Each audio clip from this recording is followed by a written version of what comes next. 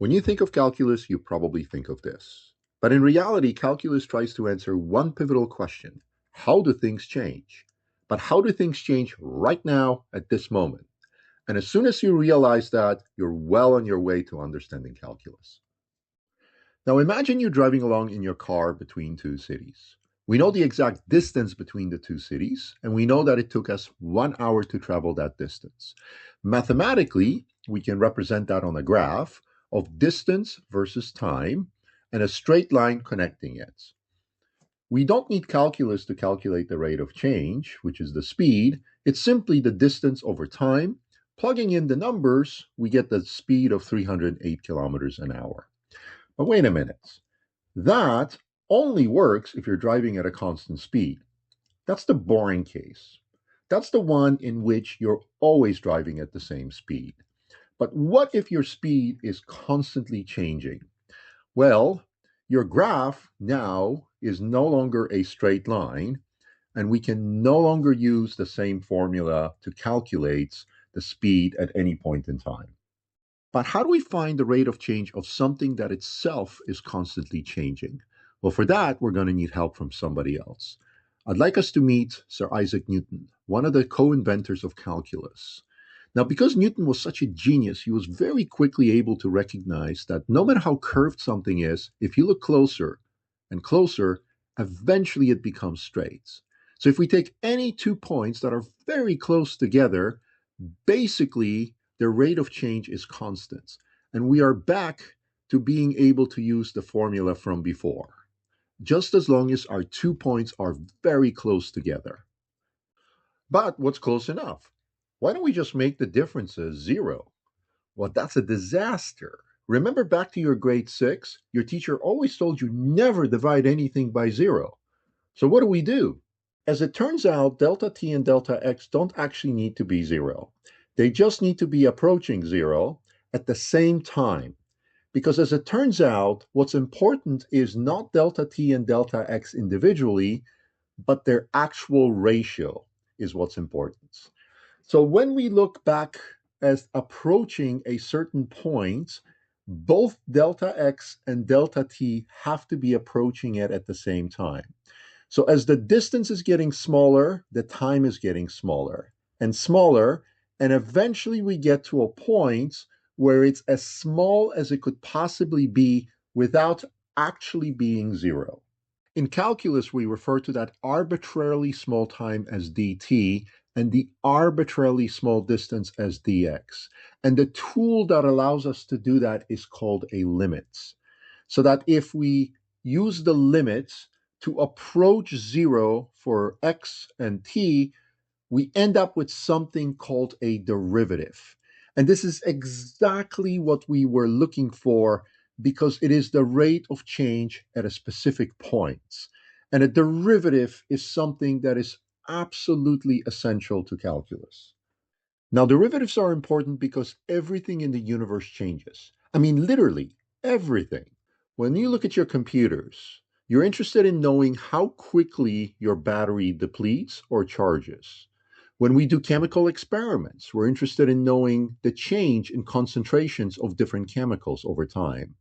When we look at populations, we're very interested in the rate of change of population growth.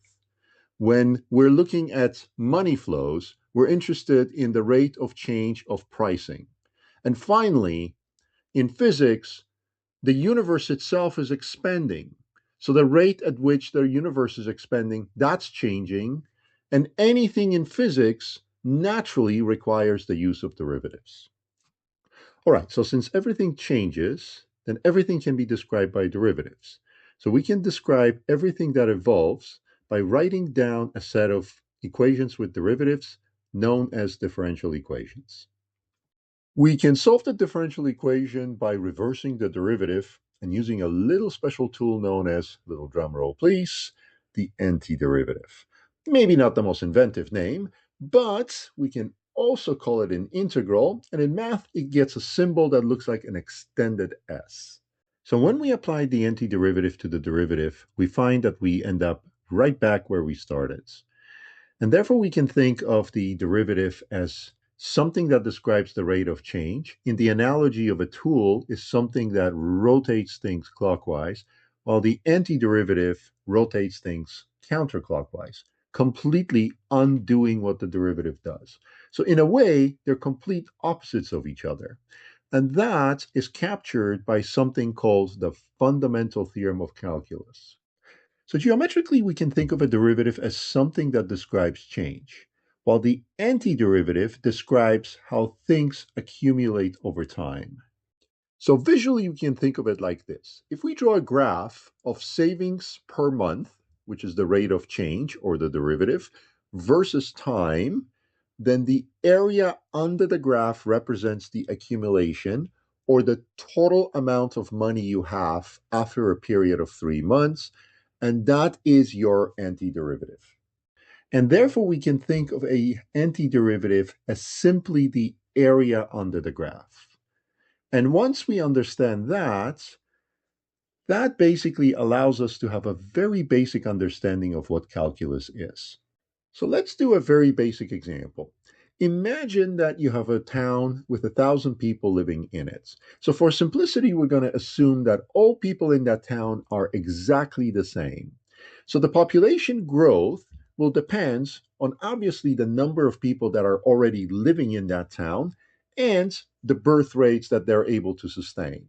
So using what we've learned about derivatives, the rate at which population growth is a derivative, and that depends on the number of people that live in that town, and k is the birth rate. So for simplicity's sake, we're going to assume that k is 1/2. So you need two people to create a single person.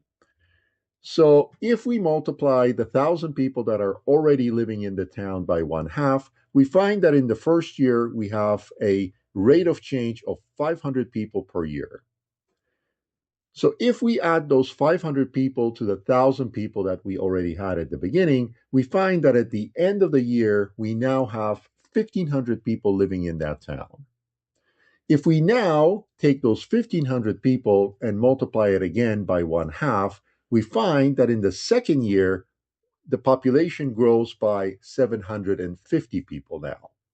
And if we add that to the 1,500 that we had before, we now have a population of 2,250 people at the end of the second year. Continuing the process for subsequent years, we can see that as the population grows, the birth rate dictates that the rate of change of population has to grow as well, and the population of town simply grows exponentially. Visually, we can look at the rate of change as a function of time, and the area under the graph represents the accumulation of the population of town as we've calculated before. We therefore use the integration symbol to indicate that we're taking an antiderivative of the rate of change, giving us the total population as an area under the graph. So let's review what we have learned. Calculus studies the change and accumulation in different variables. And since everything in the universe changes and accumulates, this is one of the most pivotal questions we can ask. Specifically, derivative studies the rate of change, but more precisely, a rate of change at a particular point. And we accomplish that by looking at the ratio as one of the variables gets very close to zero at the same time as the other variable gets very close to zero, and we look at the ratio of those two. Conversely, antiderivatives associated with integrations study accumulations, and those two are complementary. What one does, the other one undoes. And basically, if we apply a derivative, we can cancel the effects of a derivative using an antiderivative, and we can think of essentially a rate of change as being associated with the question of how fast, whereas accumulation with how much. Thank you for watching this video. I hope you've learned something about calculus. If you have comments or requests about some other topics, please leave them in the comments below. I hope to see you in the next video.